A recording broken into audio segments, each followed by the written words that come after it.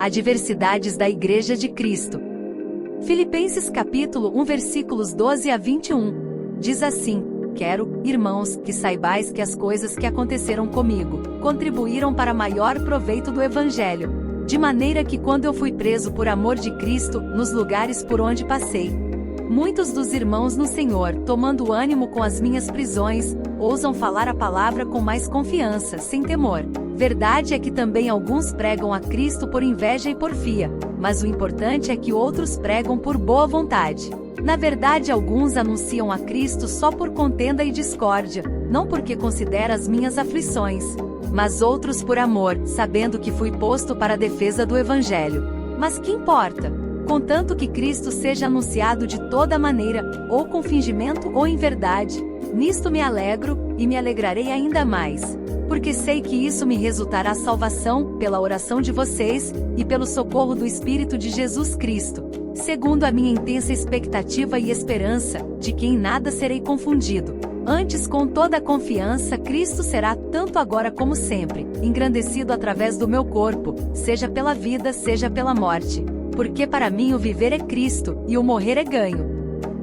Este texto bíblico nos mostra o sentido do verdadeiro Evangelho, a genuína vocação de servir a Cristo, sem visar lucros ou favorecimentos. O Evangelho em sua essência original, sem pano de fundo, sem segundas intenções.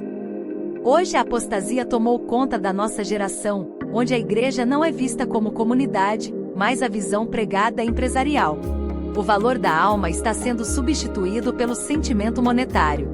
No entanto, deveríamos nos preocupar com o valor de uma alma, porque é isso que o apóstolo Paulo deixou como exemplo nesta passagem maravilhosa. Ele deixa bem claro que para Deus, o que tem valor é o que a pessoa é, e não o que a pessoa tem. Ele mesmo disse em Filipenses capítulo 3 versículo 8, que comparado à grandeza do Evangelho, todas estas coisas de interesse próprio, não passam de esterco. Quando se busca lucrar usando a fé das pessoas, é nojento e repulsivo para Deus. Por isso, para o verdadeiro cristão, o viver deve ser por Cristo, e por nenhuma outra coisa deste mundo. O reino de Deus deve ser contabilizado com almas, e não com ganância financeira. Mas a Igreja do Senhor, infelizmente, está corrompida pelo capitalismo. Muitos estão pregando o Evangelho apenas para promover uma vida regada ao luxo, sem se preocupar com a verdadeira essência da alma. Mas o texto diz que o que importa é que o Evangelho seja anunciado, que alguns anunciarão por inveja, outros por interesse pessoais. Mas em meio a tudo isso, muitos verdadeiros adoradores se manifestarão. Quanto aos que não estão pregando o Evangelho com a essência de Cristo, o tempo de prestar contas vai chegar, e aqueles que estão buscando lucrar no reino de Deus, irão receber a devida punição. O apóstolo Paulo diz que vale a pena viver no verdadeiro sentido do Evangelho, porque quando nós sofremos por amor de Cristo, e damos bons testemunhos, outras pessoas são encorajadas a viver pelo reino de Deus através do nosso esforço. E que todas as privações que passamos contribuem para maior proveito do reino de Deus. Por isso, ainda que seja difícil viver o verdadeiro Evangelho em tempos de apostasias, vale a pena prosseguir. O reino de Deus tende a frutificar com as privações que muitos homens e mulheres valorosos e corajosos estão passando por amor ao Evangelho. Quanto mais somos privados e perseguidos, mais obtemos a glória de Deus.